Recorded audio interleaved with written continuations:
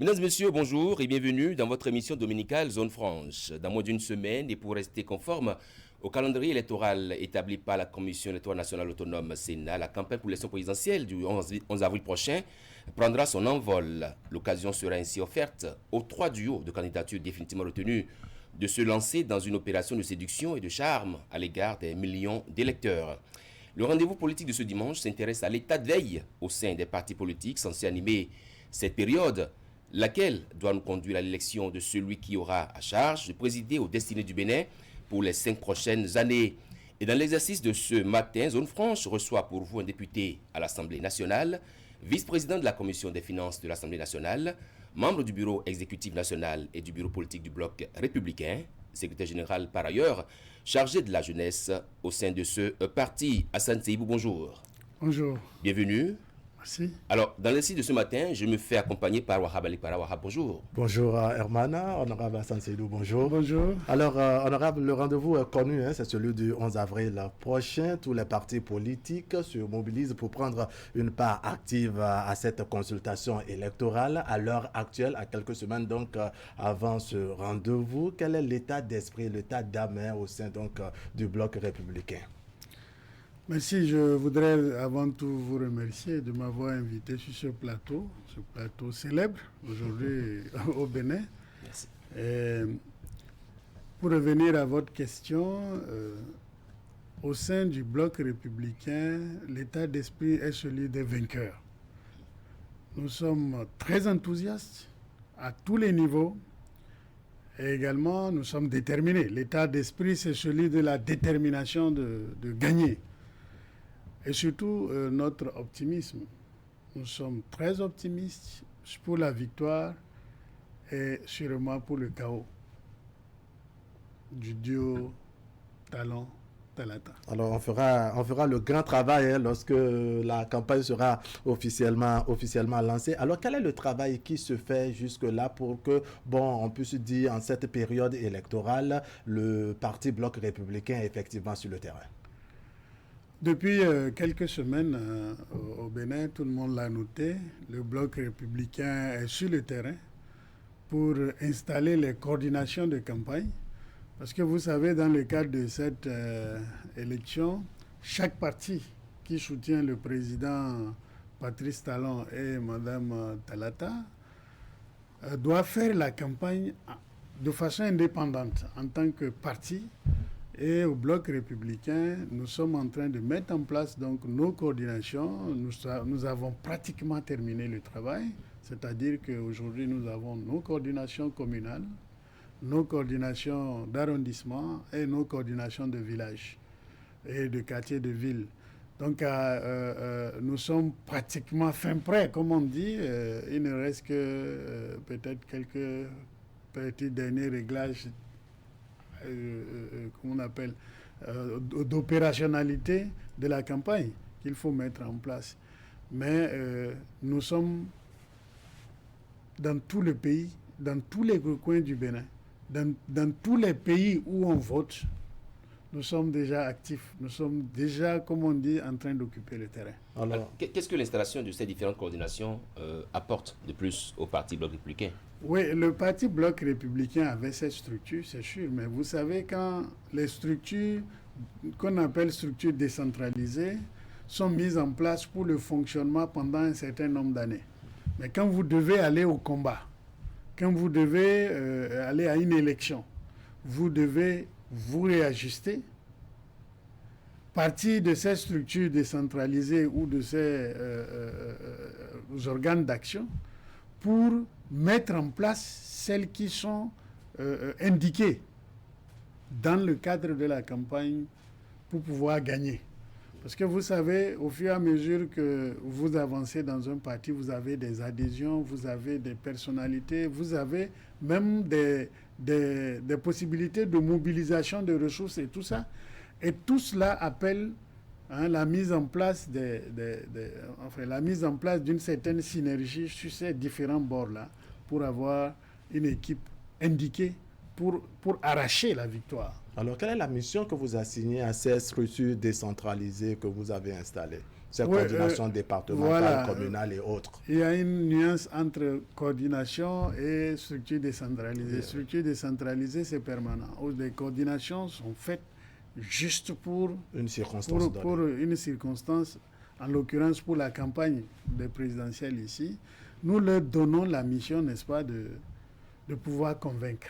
Parce qu'avant tout, c'est une campagne que nous devons mener, qui a été choisie comme dont la stratégie générale est celle de la proximité. D'ailleurs, deux choses nous y contraignent. Il y a l'invitation du candidat lui-même et sa méthode qu'il a toujours utilisée d'aller au-devant de l'électeur, mais beaucoup plus proche. Et également, les contraintes de Covid et tout ça nous amènent à opter pour la stratégie efficace de la proximité. Donc, nous assignons à ces coordinations-là la mission de s'approcher plus de la base, de ne plus se lancer dans des meetings vraiment de, comment on l'appelle, des meetings géants qui en fait sont faits plus pour la curiosité des gens que pour les convaincre. Nous sommes également convaincus que le paradigme étant en train d'être changé aujourd'hui au Bénin, par rapport à cette élection, nous allons mener la discussion directement sur la base du programme. Oui. Parce que c'est cela qui est le nouveau fait dans cette campagne-là. Alors, quand vous parlez de changement de paradigme, vous faites référence à quoi exactement? Faire référence au fait que dans le pays, depuis que nous avons commencé la démocratie, le vote ou l'élection d'un président ne s'est jamais faite en réalité sur la base d'un programme. Le débat sur le programme n'y est pas. Souvent, c'est sur la base des passions, sur les bases des affinités. Des affinités, sur la base du fait qu'on déteste tel et on vote pour l'autre.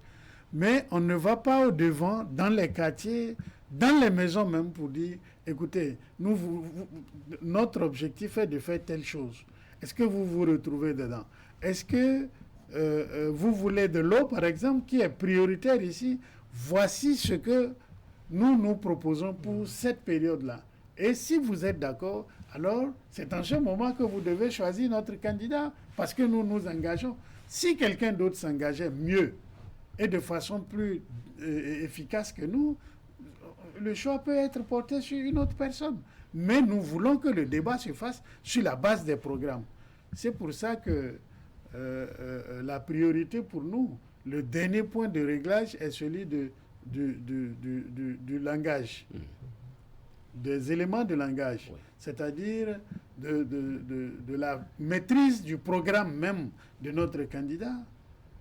C'est pour ça que depuis hier, il y a eu une séance d'appropriation où nous avons mis notre candidat en face de nous. Avant d'en venir au dernier réglage, avant le lancement de la campagne, honorable Seibou, dites-nous, est-ce que vous voulez dire que l'électeur béninois a changé en 5 ans seulement? Est-ce que c'est un coup de bâton magique? Non, c'est un travail de longue haleine, vous savez. Ce n'est pas un coup de baguette magique, mais c'est un travail qui doit l'amener à complètement changer. Il y a que, pendant les 5 ans, il y a une sorte de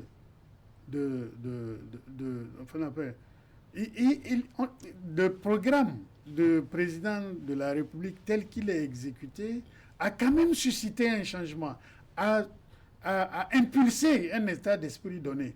Et il faut traduire cela dans tous les compartiments de la vie, et y compris surtout dans le processus qui doit conduire à choisir nos dirigeants, à choisir surtout notre président de la République, parce que c'est une élection majeure. Et c'est pour ça que nous espérons, nous souhaitons, et nous nous y mettons d'ailleurs, pour que l'électeur, désormais, décide à partir du programme, et non à partir de Talon est beau ou Talon est éloquent. Ce n'est pas ça le problème. Ou bien je déteste telle chose parce que je suis pauvre, ce n'est pas ça. Vous savez qu'une élection, c'est avant tout l'espoir, la traduction de l'espoir. Mais nous connaissons aussi le goût de l'électeur pour l'argent. L'argent a toujours circulé dans les élections, oui. et plus encore dans une élection présidentielle. Si vous prenez en général ce qui s'est passé depuis 91, oui, l'argent est pour quelque chose parce qu'il faut se déplacer, il faut pouvoir aller. Mais ceux qui reçoivent l'argent là, nous connaissons, hein, c'est des grands, on appelle les faiseurs d'opinion, ils empochent le tout et ceux qui vont voter, ceux qui vont mettre leur enveloppe dans les urnes, ne reçoivent que à des miettes. 95% ne reçoivent rien. Ce sont des gens qui sont vecteurs, qui vont leur parler, qui exigent de l'argent. Mais de même, si nous devons continuer, parce que nous savons qu'il faut de l'argent, si nous devons continuer à dire c'est l'argent le déterminant, nous ne sommes pas en train de bâtir notre pays. N'importe qui peut venir ramasser cet argent. Prenez les différentes élections. Vous verrez que ceux qui ont investi le plus n'ont pas été ceux qui ont gagné. Dans toutes les élections depuis 91, il y a des choses qu'on observe et par rapport auxquelles on détermine la politique à mener. Donc la réforme même du système partisan dans ce pays est conduit à cela. Vous voyez, moi je viens du terrain. On dit, mais on va aux élections présidentielles et tout est silencieux comme ça, tout est calme comme ça. Mais ce n'est pas... Les gens venaient distribuer de l'argent et tout. Mais le débat que nous faisons n'est plus celui de l'argent. C'est celui du problème que nous avons dans notre communauté. Mais est-ce que vous êtes écouté? Lorsque vous posez seulement les problèmes, vous faites le débat autour des problèmes, alors que les populations disent nous avons faim, nous avons besoin d'argent. Comment vous arrivez à les convaincre que non, on va fermer les yeux sur les questions d'argent et poser les réels problèmes du pays et des populations? Les populations sont convaincues, en tout cas pour celles que moi j'ai rencontrées, et celles que d'ailleurs on voit partout, que l'argent qu'on leur donne ne peut même pas faire 3 jours de survie.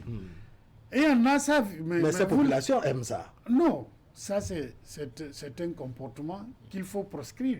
Mais il faut prioriser avec elles le débat sur quel est notre problème au fait. Parce que tout le monde fait ce débat. Mais quand on vient ramener le débat à l'argent, à la compétition de l'argent, nous vicions le débat. C'est nous-mêmes les hommes politiques qui vicions le débat. Vous amenez donc les électeurs à privilégier la communauté et non l'individu désormais. Prenez mon village. Tout le monde a vu à la télévision les stades qui sont construits là. Mais nous sommes comment on appelle, une commune qui aime le football. Mais aujourd'hui, pour toute la jeunesse, ils veulent voir, ils espèrent avoir un stade pareil. On ne fait pas les débats de combien tu veux me donner. On ne fait pas ça. Mais nous avons des problèmes d'énergie, électricité. Maintenant, les gens commencent pas à voir comment on appelle la couverture énergétique solaire dans des villages. Quand on vient vous voir, on ne vous parle plus de combien vous voulez nous donner. Vous donnez 50 000 à tout un village. Ça ne fait même pas un seul lampadaire. Donc aujourd'hui, le débat est en train de changer. Et nous devons nous y mettre, nous tous. Nous, les hommes politiques, et vous, les journalistes, et tous les communicateurs, pour que l'argent ne soit plus le déterminant. Et ça n'est pas en train de l'être, parce qu'on vient de faire 2 élections, quand même, législatives et communales. Nous n'avons pas utilisé autant d'argent que dans le passé. Et ça est en train de diminuer. Je crois que là, le président Talon est en train de lever un de ces défis qu'il a dit lors de son investiture, qu'il va travailler à réduire le rôle de l'argent dans les élections. Alors, votre parti, n'est-ce pas, le Bloc républicain prendra une part active, je disais tout à l'heure, n'est-ce pas, à la campagne qui sera lancée officiellement tout à l'heure pour le duo Talon-Talata, n'est-ce pas, qui est votre candidat, pour ne pas dire votre duo. C'est votre secrétaire général, Abdoulaye Biotchane, qui est désigné comme coordonnateur national de cette campagne. Alors, comment vous, au niveau du parti, vous avez accueilli cette nouvelle? D'abord, nous sommes honorés. On ne peut pas honorer notre parti plus que cela. Parce que ça nous met au fronton. Nous sommes à l'avant-garde de cette campagne. Et c'est pour ça qu'au Bloc républicain, nous voulons travailler comme si nous sommes seuls. Nous allons amener... Tout le monde peut aller se reposer. Le Bloc républicain amènera Talon à la victoire et au chaos. Nous sommes déterminés pour ça. On va faire en sorte de ne pas faire de la propagande parce que la campagne n'a pas encore démarré. Je n'ai pas encore dit quel logo il faut voter. Nous ne sommes pas en propagande. Mais j'ai dit notre état d'esprit. Ouais. Le fait que notre secrétaire général est le directeur des campagnes et coordonnateur de toutes les activités, parce que il y en a beaucoup. Ouais. Qu'il soit choisi pour cette mission nous donne encore plus de responsabilités. Nous nous sentons entièrement responsables de cette campagne. Et nous répondrons de la victoire ou pas du président Talon. Et donc, nous nous sentons parfois anxieux. Nous travaillons de façon sous même stress actuellement pour que cette campagne-là se déroule très bien dans la paix et que nous gagnions au premier tour. Alors, la désignation donc de Abdoulaye Biotchane, vous le décrivez tout à l'heure, constitue pour vous un grand défi d'avoir une source, je dirais, de satisfaction. Alors, si on vous donnait l'occasion de faire, je dirais, le schéma des défis qui vous attendent au cours de cette campagne, vous direz quoi exactement? Le premier défi est celui de la paix. Déjà, nous sommes en train de courir dans tout le Bénin. Vous avez vu même le directeur des campagnes, M. Abdoulaye Biotchane, sur le terrain, réunir des acteurs religieux, des acteurs des femmes, sociales. Vous avez vu Mme Talata faire le tour partout pour dire que le premier défi important, c'est que la campagne se déroule dans la paix. Qu'elle soit festive, qu'elle soit une occasion de choisir notre candidat dans la sérénité. Notre second défi, et ça là, c'est celui du bloc républicain, c'est de gagner cette élection et de tout faire pour la gagner au premier tour. Parce que le second tour, vous savez, peut exister. Ça fait partie de la règle. Ce n'est pas exclu. Oui. Ce n'est pas exclu parce que nos adversaires, nous ne les sous-estimons pas. Nous ne voulons pas faire une campagne dans laquelle nous pensons que nos adversaires sont à sous-estimer. Parce que dans ce pays, depuis 1991, c'est toujours ceux qu'on a sous-estimés qui ont gagné les élections. Et nous en sommes conscients. Et c'est pour ça que nous voulons faire en sorte de passer par notre programme pour convaincre. Et non, sur la base des sentiments ou des passions, nous risquons de passer à côté. Nous avons vu le président Kérékou perdre 91 ici. Nous avons vu Soglo perdre 96 alors qu'il ne s'y attendait pas du tout. Nous avons vu le président Yahi Boni surgir devant les Oumbédi et autres et l'emporter. Nous l'avons vu aussi soutenir Zissou et être sûr de gagner. Et c'est Talon qui surgit et prend la chose. Alors nous n'allons pas nous laisser... nous allons tout faire pour que c'est nos adversaires qui ont surgi. Et selon vous, la surprise peut venir de quel côté? Non, je ne peux pas... Puisque de votre description, on sent qu'à toutes les élections, il y a tout de même une surprise. Oui, il y a des surprises, mais la surprise peut venir des deux. Aujourd'hui, nous avons trois duos. Ouais. Vous savez, quand on regarde la performance du FCBE sur le terrain lors des dernières élections, et qu'on sait que c'est une des alternatives, la surprise peut venir de là. Le FCBE est installé dans tout le pays. Et nous prenons ça au sérieux. Le duo Corentin-Koé a cette qualité de choses neuves. On peut dire que le président Talon, Patrice Talon, et le FCBE sont connus traditionnellement. Le FCBE est connu depuis des années. L'action du président Talon est jugée sur le terrain. Mais souvent, l'autre est au milieu, là. Le neuf est au milieu. Il peut attirer. Et il ne commence pas à attirer. Regardez le meeting de son installation à Alada. Je suis certain que personne ne croyait que ça peut se passer comme ça. C'est vraiment mouse, c'est bien, c'est joli. Et ça... Il peut faire la surprise aussi. De toutes les façons, nous ne sous-estimons personne et nous pensons que chaque Dieu peut gagner. Et donc, nous partons à zéro. Nous avons mis les choses à plat. Il ne faut pas nous dire Talon a déjà gagné. Ce n'est pas évident. Nous allons nous battre pour... Sur la question des enjeux, vous avez dit les enjeux, c'est la paix. Mais il n'y a pas que la paix, non? Il y a d'autres enjeux et défis qui attendent ce rendez-vous électoral du 11 avril prochain. Oui, vous savez, dans une élection, comme celle qui veut se passer là. Il y a le taux de participation qui est un enjeu important parce que nous aurons l'acceptation d'un programme ou la reconnaissance à quelqu'un de ce qu'il a fait. C'est ça que nous allons vanter sur le terrain. Défendre sur le terrain.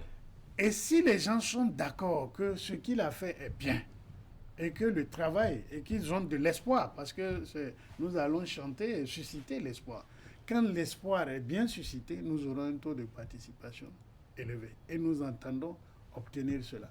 Je sais que mon directeur de campagne a déjà mis le cap sur un taux de participation élevé et même donc, et d'une victoire aussi à un taux élevé. Pratiquement, je peux dire, dans les 80-80%.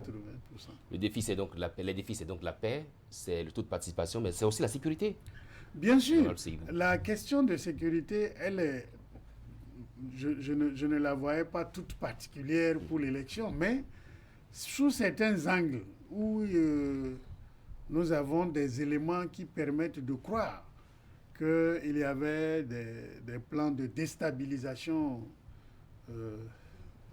du pouvoir ou de l'État, donc dans lesquels on retrouve l'élément perturbation des élections, c'est-à-dire faire de la violence ou discréditer l'élection.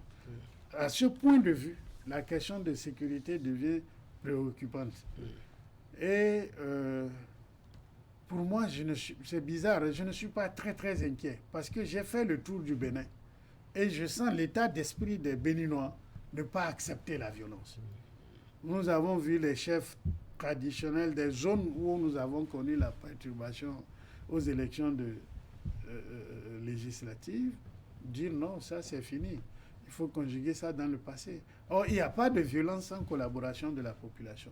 Donc, nous faisons la sensibilisation. C'est dans l'esprit qu'il faut toucher les gens. C'est sur leur cœur qu'il faut travailler aussi. Et nous pensons que il n'y aura pas trop d'inquiétude, mais c'est une élection. Les candidats doivent être en sécurité. Ceux qui animent ces élections doivent être mis en sécurité. Et je pense au niveau de l'État, les dispositions sont en train d'être prises au niveau gouvernemental pour dissuader toute action qui voudrait venir troubler cette élection-là à laquelle nous tenons tant. Alors ça, c'est au niveau du pouvoir central, ça, que les dispositions sont prises. Vous, à votre niveau, au niveau du bloc républicain, parce que tout à l'heure, vous décrivez, n'est-ce pas, la paix et la sécurité qui, ma foi, sont synonymes d'absence de violence. Quel travail est fait, n'est-ce pas, au niveau de vos militants pour qu'ils ne répondent pas, par exemple, aux provocations, parce que ça ne va pas manquer? Je vous ai dit tout à l'heure que il n'y aura pas de violence sans collaboration des populations. C'est dans leur esprit qu'il faut travailler. Nous travaillons déjà. Je vous ai dit, vous avez vu le directeur de campagne. Le travail consiste dans toutes nos discussions, dans toutes nos réunions et dans toutes les actions qui seront menées, qu'on mette le point, un point particulier sur la question de la paix, de la sécurité. Vous entendez tous les discours que nous tenons actuellement au niveau du BR, c'est toujours la paix. L'appel à la paix n'est jamais suffisant. Il faut le faire tous les jours. Ce n'est même pas en période électorale. Nous sommes un parti qui prône la paix. Et donc, au niveau de nos réunions, au niveau des différents groupes, même de causerie, nous avons des gens qui sont dans les bars, un peu partout, dans les assemblées, comme on dit, dans les lieux de causerie des jeunes, même des sages. Nous avons des gens qui animent de ces causeries-là pour dire il ne faut pas que cette occasion-là nous amène à prendre nos colis pour fuir. Parce que l'insécurité, c'est ça. Vous faites fuir les autres, mais vous fuyez aussi. Donc ce n'est pas quelque chose, c'est quelque chose qui tombe comme la pluie. Si vous l'appelez, elle tombe sur vous, mais elle tombe sur tout le monde. Sur la question de sécurité, vous dites tout à l'heure que chez vous, c'est l'inquiétude, que vous n'êtes pas dérangé, vous n'êtes pas inquiet. Mais vous faisiez allusion tout à l'heure à certaines manœuvres de déstabilisation du pouvoir. Vous faisiez sans doute allusion au dossier Madougou. Oui, entre autres, si cela était aussi inquiétant pour les uns et les autres, de toutes les façons, nous avons pris conscience. Ce qui est important, c'est de prendre conscience qu'il y a de plans de déstabilisation. Cela, il y a eu des preuves, ce n'est pas une affaire qu'on invente comme ça, comme une nébuleuse, non. Il y a eu des députés, il y a eu des personnalités qui ont témoigné, qu'on a vu agir. À partir de ce moment-là, on a pris conscience, et quand vous prenez conscience de quelque chose, vous avez déjà gagné une partie du combat. C'est de pouvoir cerner et de dire, ah, il ne faut pas prendre cela à la légère. Donc, il faut qu'on travaille à fond au niveau des populations, puisque ce sont ces populations qu'on va appeler à se soulever ou à poser des actes de violence, en dehors peut-être des actes organisés par des professionnels. Et ça, quand c'est des professionnels, c'est au niveau de l'État qu'il faut voir quel type de dispositif est mis en place pour que cela n'arrive pas. Parce qu'il ne faut pas assister à des assassinats. Vous avez entendu qu'il y a eu, dans l'affaire Ekia, on parle d'assassinat. Je veux que la justice va faire son travail et nous confirmer cela. Mais ce serait dommage qu'à l'occasion d'une élection au Bénin, qu'on dise qu'on a attenté à la vie des gens. C'est une chose que je souhaite que les Béninois n'intègrent pas. Et partout où moi j'ai fait le tour dans le pays, quand on en parle, tout le monde rejette ça. J'ai séjourné à Parakou pendant 10 jours. J'ai écouté tout ce que je peux écouter en tant que député et des amis politiques. Nous avons fait des réunions même entre partenaires politiques du BR pour évaluer la situation. Je pense que la réaction de la population est satisfaisante, complètement satisfaisante par rapport à l'appel qui essayait d'être lancé. Alors, quelles ont été les premières réactions, n'est-ce pas, des membres du bloc républicain à l'avènement de cette information qui a pris de choc toute la nation? Je parle de l'affaire Ekia Madougou. Quelles ont été les premières réactions au niveau du BR? Mais vous savez que dans cette affaire, tous nos partis, en tout cas le bloc républicain et l'UP, ont été touchés par cet événement directement par des personnalités de haut rang dans nos structures fêtières qui ont participé ou qui ont été sollicités ou qui ont rapporté des choses. Et quand c'est comme ça, des gens responsables s'assoient et disent qu'est-ce que nous allons proposer. Quelle alternative proposons-nous? La première des choses, c'est de dire il faut mettre hors d'état de nuire tous ceux qui ont l'intention de nuire. Si on identifie, dans cette période, il faut être actif. Nous l'avons recommandé au gouvernement. Nous soutenons toutes les actions qui sont en train d'être menées aujourd'hui. Et vous savez que pour surprendre le voleur, il ne faut pas lui annoncer où est-ce que... les arbres. Voilà, il ne faut pas lui dire qu'est-ce que vous êtes en train de faire. La police ne nous accepte pas de dire quelle est notre stratégie pour contrer, ni l'État. L'État ne divulgue même pas. Donc, sur ce point, je suis convaincu qu'un travail est en train d'être fait et que nos recommandations au niveau au chef de l'État et à toutes les forces de sécurité, c'est en train d'être mis en œuvre. Et je ne peux pas vous dire de quelle façon. Seulement, je peux vous dire c'est efficacement mis en œuvre. Vous nous rassurez ce matin que la période où l'élection sera une période de fête, alors qu'il y a des partis politiques de la trempe, par exemple, des démocrates qui crient à l'exclusion. Non. Ce débat-là, vous savez, chacun le vit, on veut amener la foule ou au plan international à raconter des choses qui peuvent déstabiliser le pays. Il y a un plan. Moi, je voyais la chose de façon organisée. On ne peut pas venir à une élection pour ne pas aller à l'élection. C'est d'abord la première des choses qui m'avait intrigué depuis le début. On refuse de remplir les conditions et on dit qu'on veut aller aux élections. Pourquoi parlez-vous de refuser de remplir les conditions? Les questions de parrainage dont on parlait, il y en a parmi les candidats qui disaient qu'ils n'en veulent pas ou alors qu'ils n'en demanderont pas. Et aujourd'hui, même le cas de ce que Rekiat Madougou a monté comme explication, ça souffre à vue d'œil de cohérence. Lorsque vous dites, vous avez démarché des gens, et vous filmez même ce qu'ils ont dit, vous les enregistrez, vous dites que vous avez des enregistrements, des captures d'écran. Des captures d'écran, ça veut dire qu'il y a un plan derrière. Sinon, pourquoi vous faites ça? Je vous appelle pour vous solliciter et je vous enregistre. Si je ne veux pas l'utiliser à un but donné, pourquoi je le fais? Vous notez là un climat de méfiance, un manque de confiance. Il n'y a pas de sincérité dans ce qui se faisait ou ce qui a été dit. Il y a toujours une sorte de plan dans lequel on inscrit ça. Mais ce n'est pas dans le but d'aller aux élections. On savait qu'on n'allait pas aux élections. Ils savaient qu'ils ne vont pas aller à cette élection-là. Mais ils veulent mettre un plan pour perturber la chose.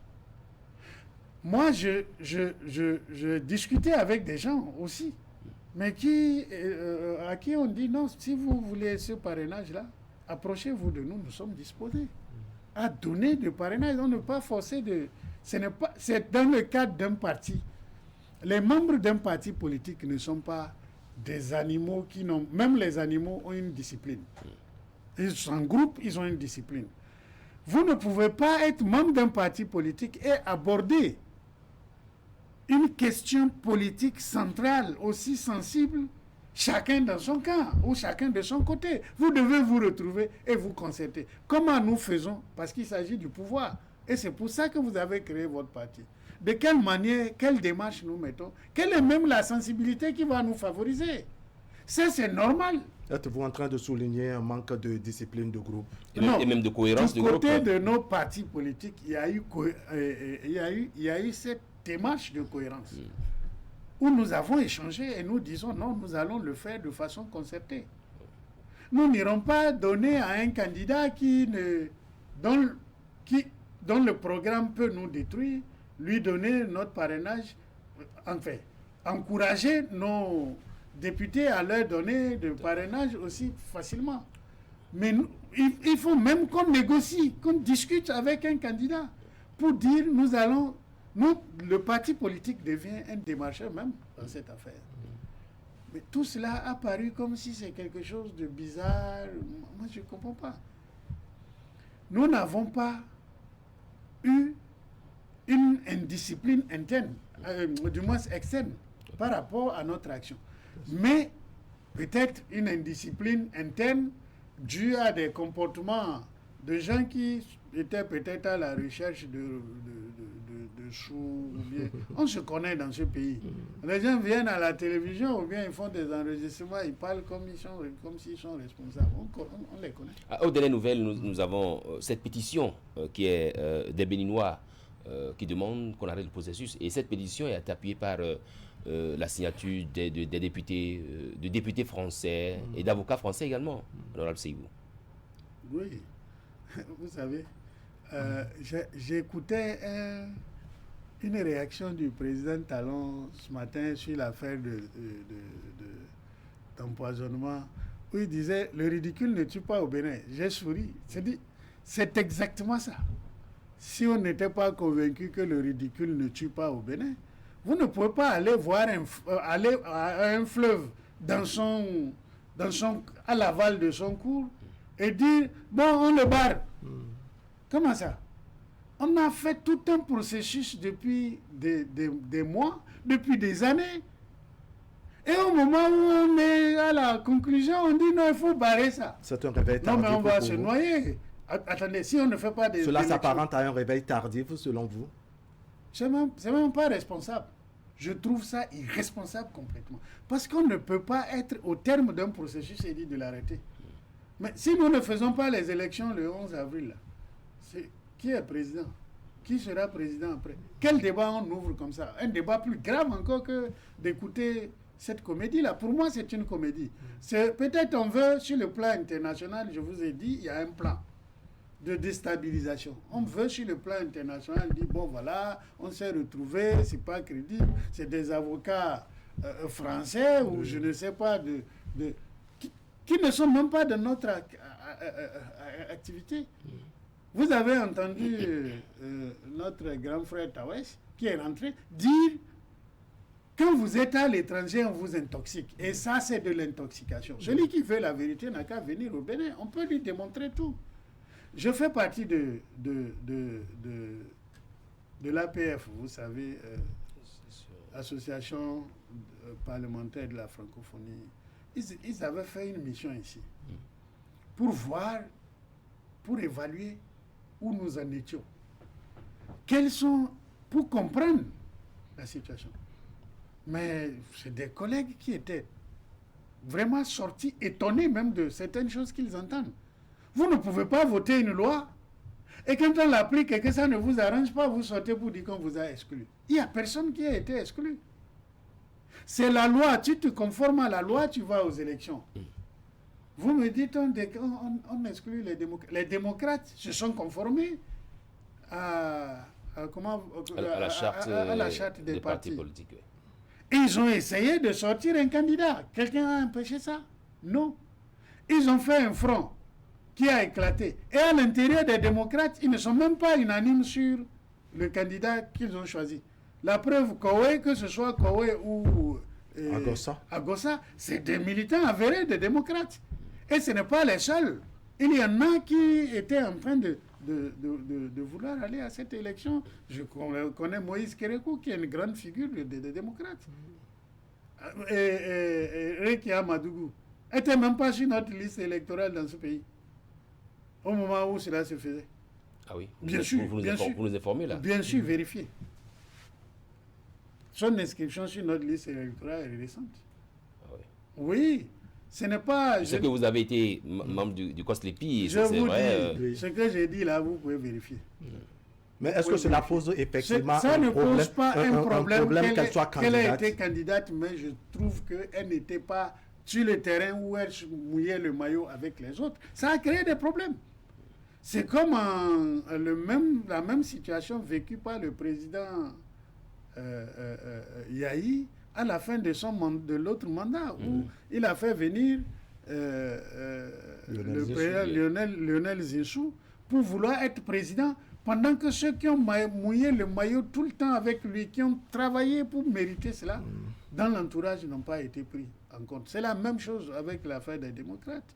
C'est pas une chose qu'on doit s'amuser avec comme ça. Dans la pétition, d'abord, on crie à l'exclusion. Ensuite, cette prolongation du mandat de 45 jours également est dénoncée.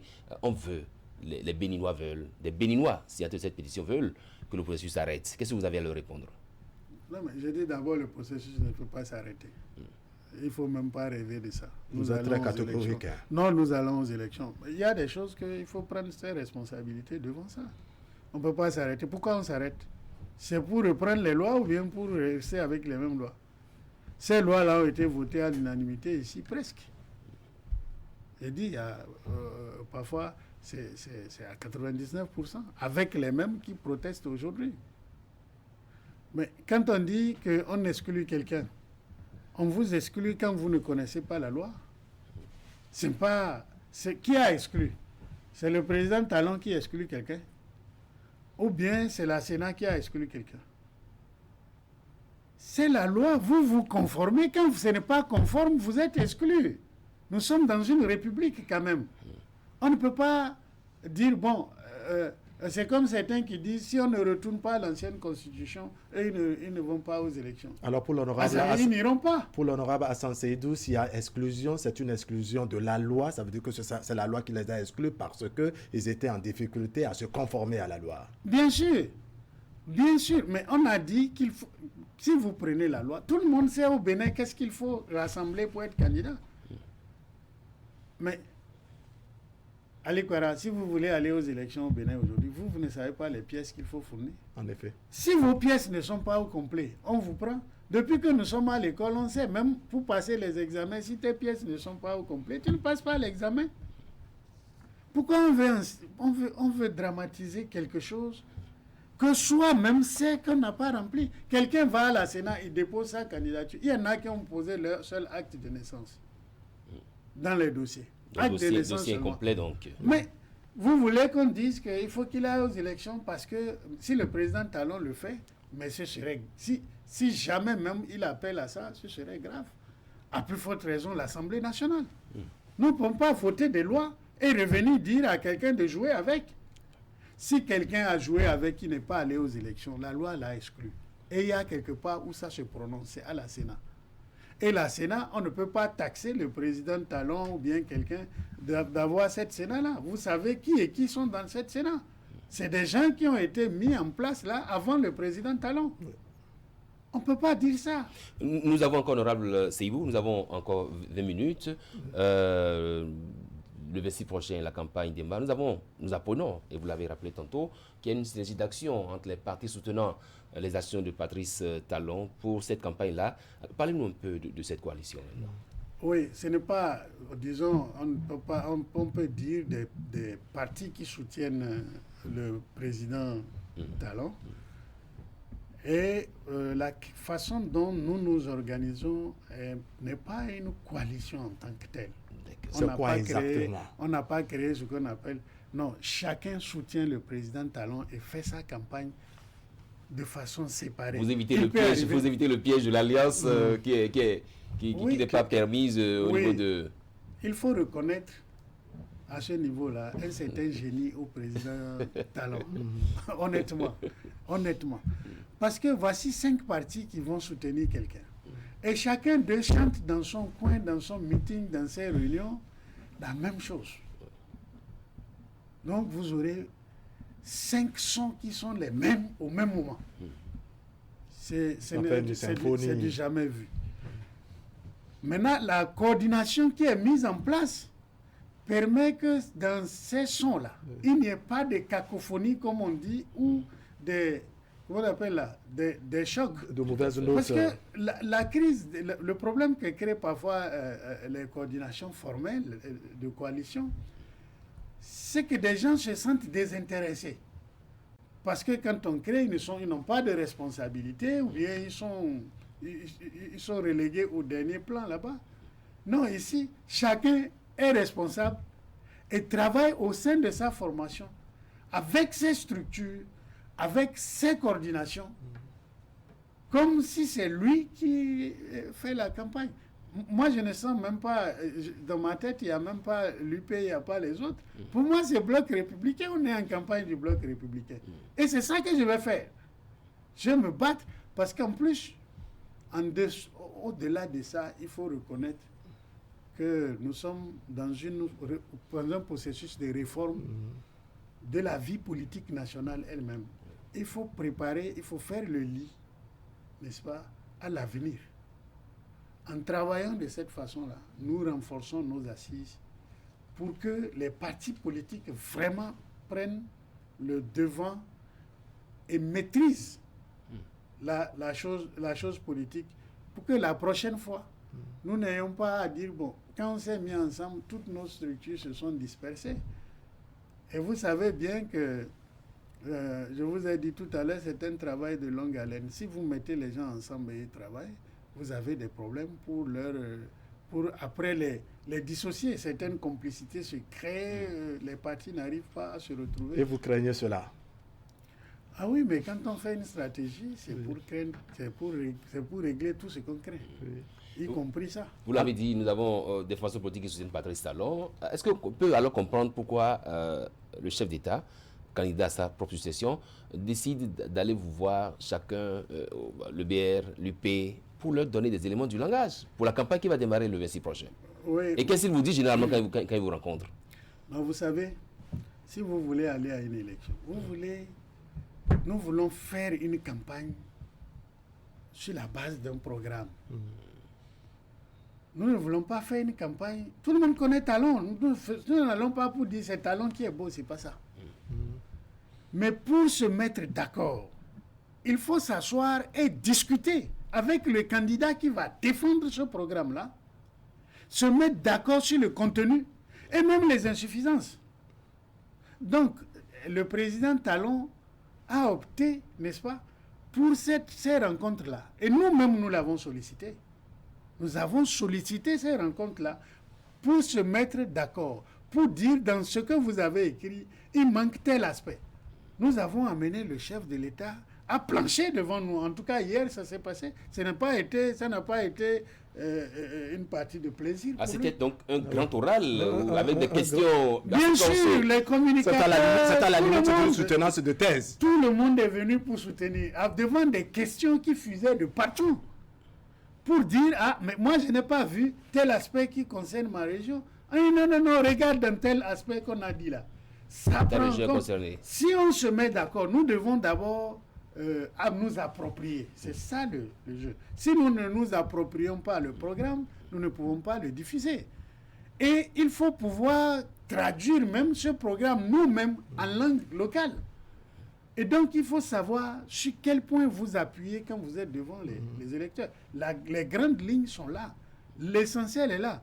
Et ce programme, tel que, je ne fais pas de la propagande pour le moment, mais je dis, c'est un programme minimum objectif, quantifié, que le président s'engage à appliquer. Notre souhait, c'est qu'il dépasse même ce programme, et il le dépassera, parce qu'on a vu, avec le PAG, les objectifs sont dépassés. Quels ont été les points d'achoppement, les points sur lesquels, je dirais, vous ne vous êtes pas entendu avec le chef de l'État? Non, c'est que, vous savez, quand nous... Ou bien tout est passé comme une lettre à la poste. Quand nous allons en campagne, oui, nous mettons tous les arguments qu'il faut. Tout, on veut... Même le fond. La séduction à son... Tout. Parce que c'est l'espoir qu'on veut susciter, n'est-ce pas? Mais le président tient à ce que nous soyons objectifs dans ce que lui dit. Et réaliste il faut aussi le programme. Il ne faut pas aller dire qu'il a dit qu'il va construire un pont depuis Cotonou jusqu'à Copargo.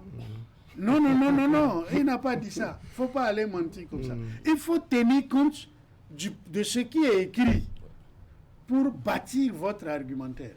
Oui, vous devez susciter l'espoir, mais en tenant compte de ce que nous avons à donner. Il ne faut pas aller dire...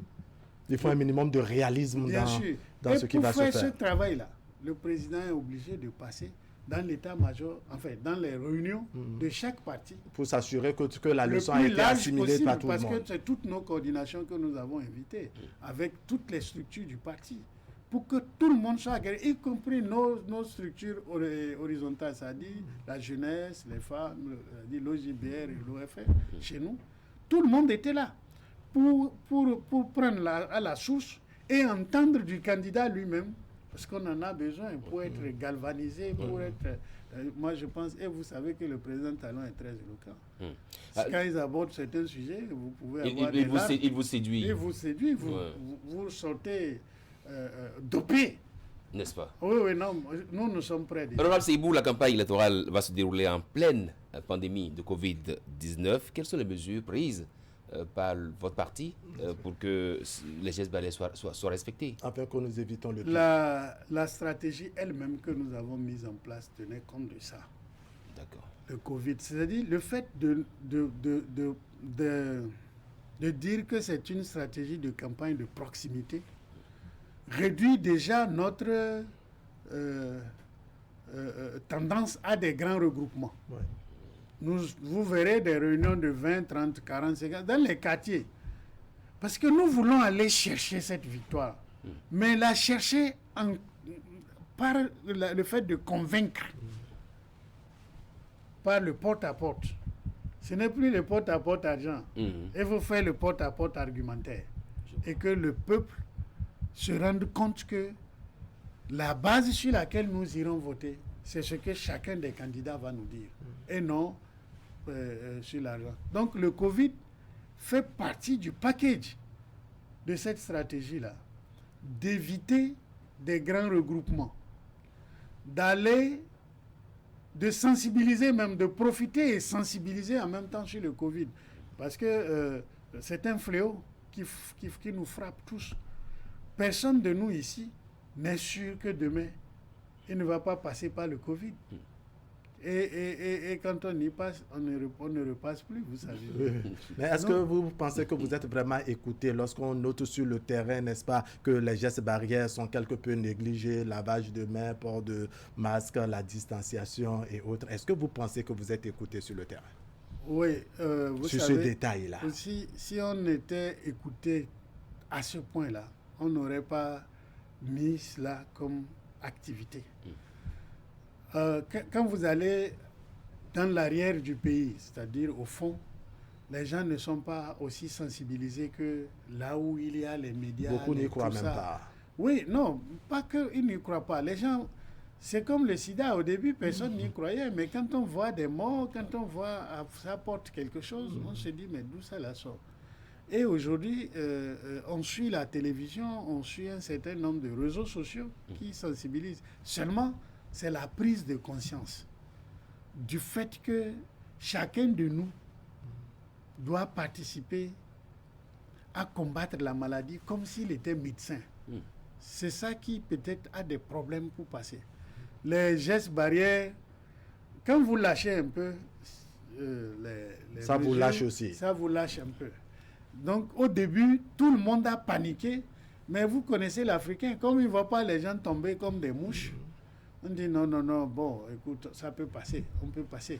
Mais on a conscience tous que c'est une maladie qui existe. Le monde entier ne peut pas brandir. Nous abordons ainsi les 10 dernières minutes de notre émission.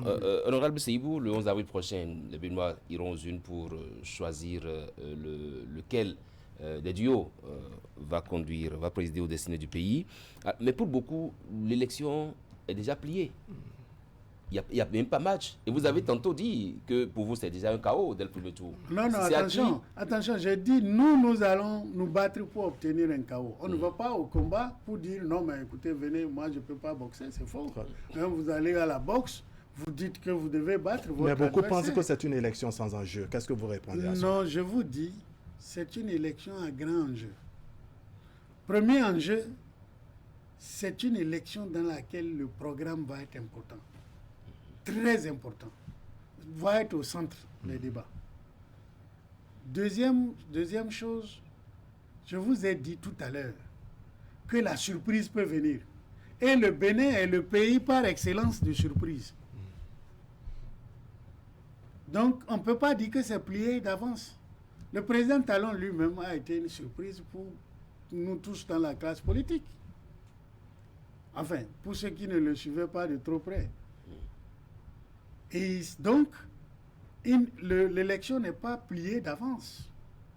Non, nous allons nous battre. Et vous allez voir, ça va se passer difficilement sur le terrain. Parce que la population réagit parfois par sympathie. Quand quelqu'un est victimisé, quand quelqu'un est faible, on a tendance à dire... Et ça marche souvent, hein? Ça marche souvent. Il faut leur dire, non, ce n'est pas une affaire de faiblesse. Si quelqu'un est faible ou fort, c'est son programme qui doit le dire. C'est ce que nous voulons faire. Alors, mais ce que vous pensez qu'il n'y a pas d'enjeu, d'abord, il y a un enjeu pour l'État. Pour l'État béninois. Lequel? C'est celui de se choisir un président. Démocratiquement. Démocratiquement, pas l'urne. Mais à force de dire que c'est un enjeu. À force d'entendre dire que c'est une élection sans enjeu, est-ce que ça ne risque pas de démobiliser aussi la population? Non, nous allons surtout campagne. Que vous êtes en train de faire un travail pour l'obtention d'un fort taux de participation. Voilà, nous allons en campagne. Ça veut dire nous allons pour convaincre de sortir, de se mobiliser. Et nous mettrons tout ce que nous avons comme énergie là-dedans pour qu'il y ait un fort taux de participation, pour que l'élection se déroule vraiment dans la paix. Et que cela, à la sortie, le pays soit grandi. Nous disons que nous faisons campagne sur la base de programmes parce que l'objectif du duo Talon-Talata, c'est que cette élection soit celle du Bénin, qui va encore une fois révéler le Bénin, pour prouver au monde que ce que nous sommes en train de faire, c'est une réforme voulue par nous-mêmes et que nous entendons évoluer là-dedans.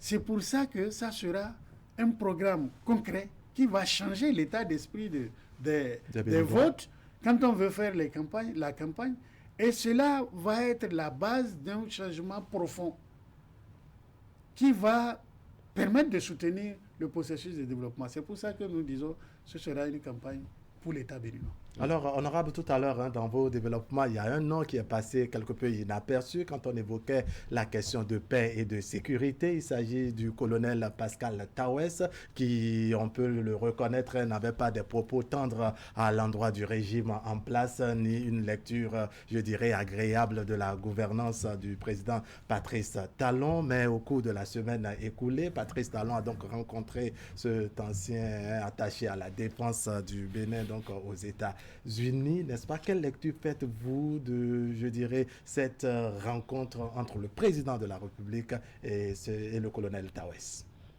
Chaque fois que le président de la République reçoit quelqu'un qui avait des mots durs, comme vous le dites, c'est tout le Bénin qui doit être content, parce que c'est ce que nous recherchons.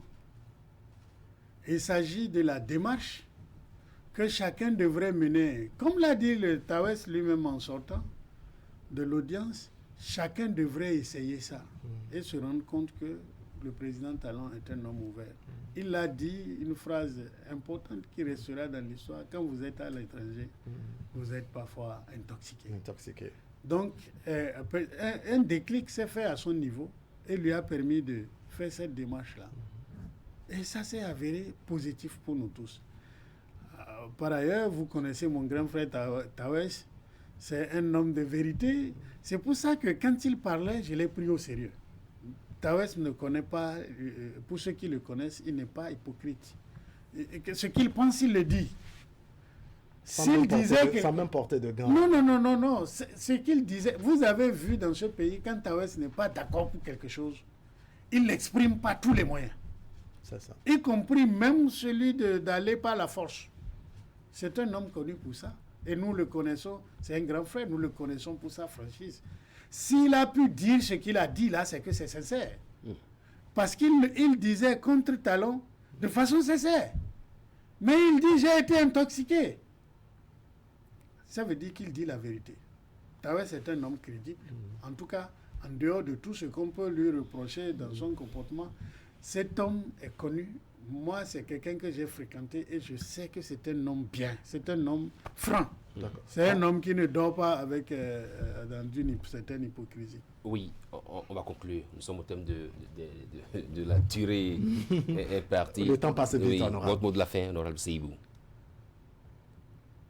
Je veux sincèrement dire au peuple béninois, à tous ceux qui nous suivent, que l'élection présidentielle de 2021 sera une sorte de révélation pour nous, parce que c'est un aboutissement d'un processus de réformes qui ont montré leurs preuves sur le terrain. Et si cela a été possible, c'est parce que nous nous sommes organisés d'une certaine façon.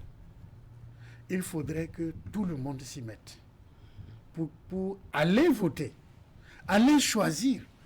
Même si vous n'êtes pas d'accord, allez choisir que vous n'êtes pas d'accord parce qu'il y a une manière de l'exprimer. Même si le processus, vous n'êtes pas d'accord, allez l'exprimer. Rester à la maison nous laissera dans une sorte d'inexpliqué. Parce qu'on ne sait pas ce que vous pensez. Il faut aller dire, si le président Talon fait bien, allez dire que la réforme, vous êtes d'accord. Aller d'ailleurs aux unes, c'est d'abord de dire que ce qui se passe du point de vue des travaux de développement, nous sommes sur la bonne voie. Mais c'est surtout de les dire, oui, je suis d'accord pour que telle personne, pour que le président Talon continue, ou bien pour que ce soit l'opposition qui reprenne de sa main, mais allez l'exprimer. En résumé, sorti pour exprimer son vote. Il faut l'exprimer nécessairement. Voilà. Sinon, nous ne rendons pas service à notre pays. Et je voudrais souhaiter aussi que cela se passe dans la paix. Je suis certain, moi, que ça va bien se passer. Mais je souhaite que tout le monde le répète. Ça se passera bien. La paix n'est pas un mot, c'est un comportement. Cela a été dit longuement dans notre vie. Il faudra que nous le montrions. Aller voter, c'est l'expression même de la liberté, c'est l'expression même de la paix.